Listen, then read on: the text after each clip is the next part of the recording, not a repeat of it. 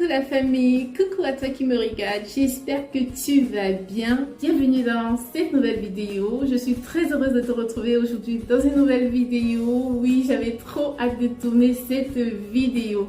Voilà, comme tu as pu voir dans le titre, je vais partager avec toi dans cette vidéo une conversation que j'ai eue avec le Saint-Esprit. J'ai eu dans cette conversation des révélations qui, au départ, m'ont un peu choquée. J'ai eu à la limite à douter en fait de ce que j'ai reçu comme parole. Et si tu te demandes comment je sais qu'en fait c'est avec Dieu que je parlais, je t'explique tout en vidéo. Donc je veux t'inviter tout simplement à regarder la vidéo jusqu'au bout parce que je crois sincèrement que c'est en ton avantage.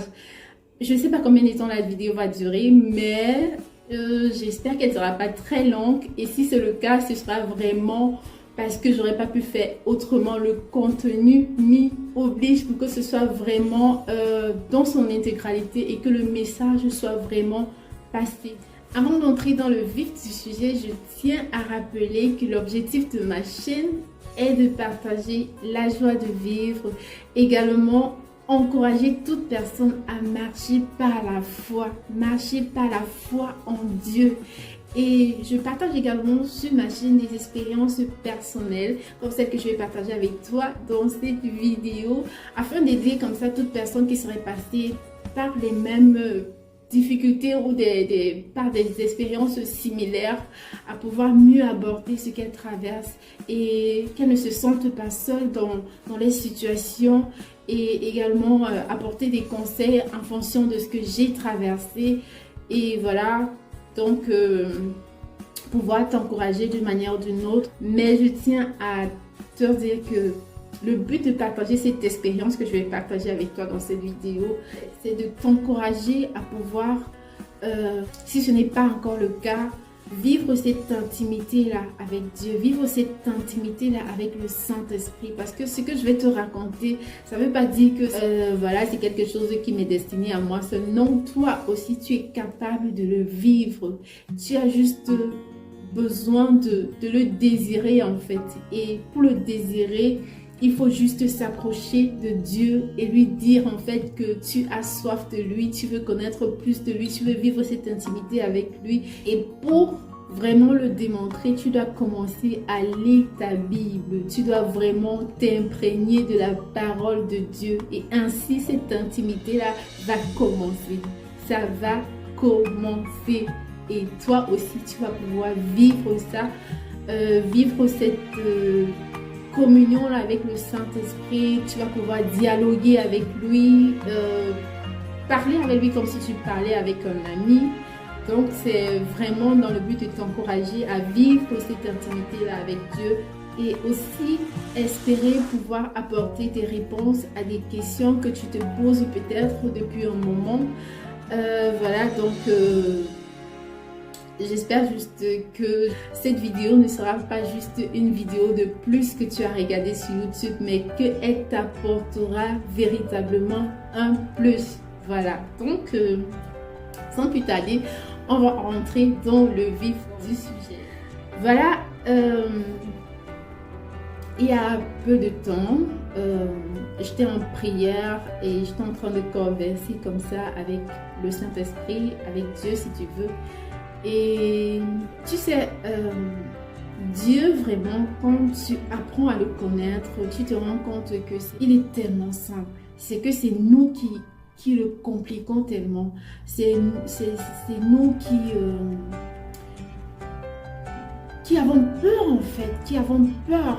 Alors que lui, quand tu as peur, en fait, on doit voir la crainte de Dieu pour son honneur, pour Dieu est bien trop grand en fait, donc Dieu c'est Dieu, ok? Dieu c'est Dieu, donc c'est clair qu'on doit avoir la crainte de Dieu, mais la peur de Dieu dans le sens où qu'on a peur de lui, tu vois, c'est un peu comme un papa et dont les enfants ont peur de l'approcher. Donc imagine un peu, tu as ton enfant et il a peur.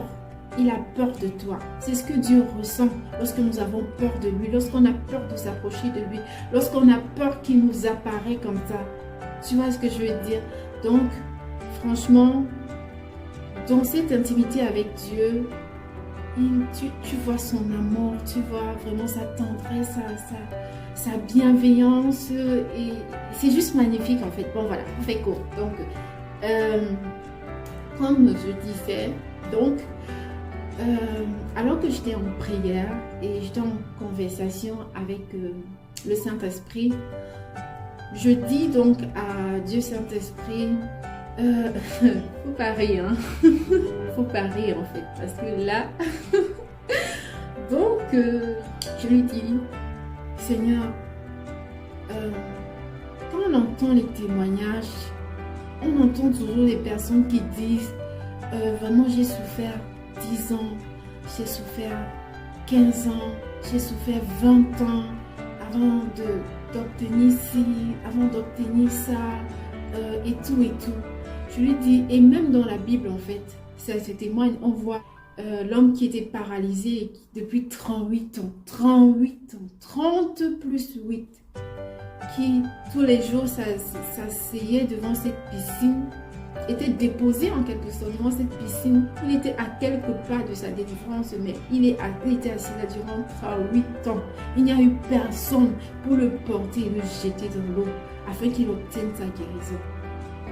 Donc, je suis en train de dire à Dieu Saint-Esprit, ce que je veux te demander, c'est que je veux avoir un témoignage différent.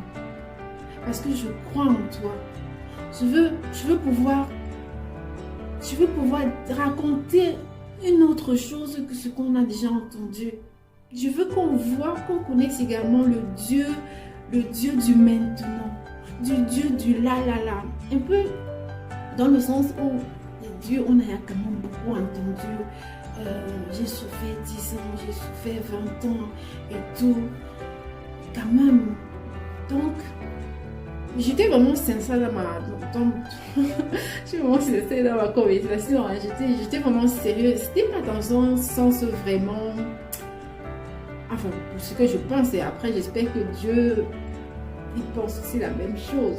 C'était vraiment dans le sens où, quand tu veux la gloire de Dieu, tu veux vraiment raconter quelque chose de nouveau. Vraiment... que ce ne soit pas toujours ce qu'on raconte, les mêmes trucs qu'on entend et tout, qui ont aussi quelque chose de différent. Le Dieu de là. Le Dieu de là. Que Seigneur, fais-moi raconter une histoire différente. Je veux faire un témoignage nouveau, quelque chose de singulier. Et alors que je dis ça, la réponse que je reçois...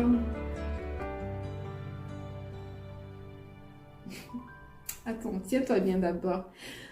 Il me dit, toute chose a un prix. Et moi je dis, je suis en mode... J'ai pas cru à la parole, j'ai pas cru en fait. Enfin, je me suis dit, parce que tu sais, quand tu dialogues avec ton Père Céleste, en fait, il y a beaucoup de voix dans ta tête, il y a ta voix, il y a l'ennemi et puis il y a Dieu lui-même.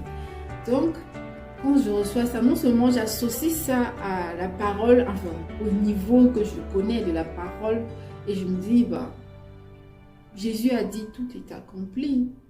Jésus a payé le prix. Quel est le prix que je vais encore payer moi? Tout est accompli. Jésus a payé le prix, donc j'étais même en mode Satan lâche mes pensées. J'étais vraiment sérieuse. Hein? Donc voilà, puisque j'avais déjà passé quand même un moment dans la prière, je me suis dit voilà, peut-être que je ne suis plus assez disposée et qu'il faudrait que j'arrête un peu pour le moment, pour attendre un moment disposé, peut-être en journée pour relancer une conversation. Bon, j'ai vraiment complètement rejeté la parole. Donc en journée, malgré tout, je suis sortie, j'étais toujours en train de penser à cette parole, j'étais toujours en train... Elle me revenait quoi, je me disais, mais prêt à payer, est-ce que ce serait possible? Parce que oui, c'est très important de... Quand tu reçois une parole, non seulement de la noter, mais il faut t'interroger en fait. il faut vérifier si elle est biblique. Et quand tu ne comprends pas, demande même au Saint-Esprit ce qu'il veut te dire par là. Moi, j'ai complètement rejeté parce que je me suis d'abord focalisée sur ce que je connais de la parole, c'est que Jésus a tout payé à la croix. Qu'est-ce que je dois encore payer moi? Je sais que Jésus a tout payé. Donc, voilà que ça passe. Donc, cette journée-là passe et le lendemain, alors que je me lève très tôt pour faire ma prière, quand je commence la prière, tout au début de ma prière, cette pensée-là remonte. En fait, je le dis dans ma prière. Je le dis dans ma prière d'une certaine façon. Et ça attire mon attention quelque part. Parce que je me dis, mais pourquoi ça revient? Est-ce que c'est sérieux? Quand même, je continue de prier. Je continue de prier. Et après, au moment où j'ai fini de prier, donc je me mets à écouter les louanges. Je me mets à écouter les louanges. Et pendant que je suis en train d'écouter, je regarde la liste en bas de mon téléphone, en fait. Je vois les stories et je commence un peu à circuler. Et je clique sur une story d'une bien-aimée qui a partagé un statut, en fait, qui a fait un post. Et sur le post, il était également écrit, enfin, je ne me souviens plus exactement du message, ça parlait du prix à payer. Voilà, elle a pris le soin de signer en bas que c'était une parole du pasteur Karambiri. J'espère que je le dis bien. Donc, c'était donc la 3e fois que je recevais la parole. Je dis là, c'est sérieux. Et le compte, c'est que, en fait, quand je regarde dans les commentaires, je vois des gens justement qui se posent les mêmes questions que moi. Les gens demandent, mais quel est le prix à payer? Quel est le prix à payer? Jésus-Christ a tout payé à la croix. Quel est le prix qu'il faut encore payer? Et je me dis, ok, du moins je ne suis pas seule.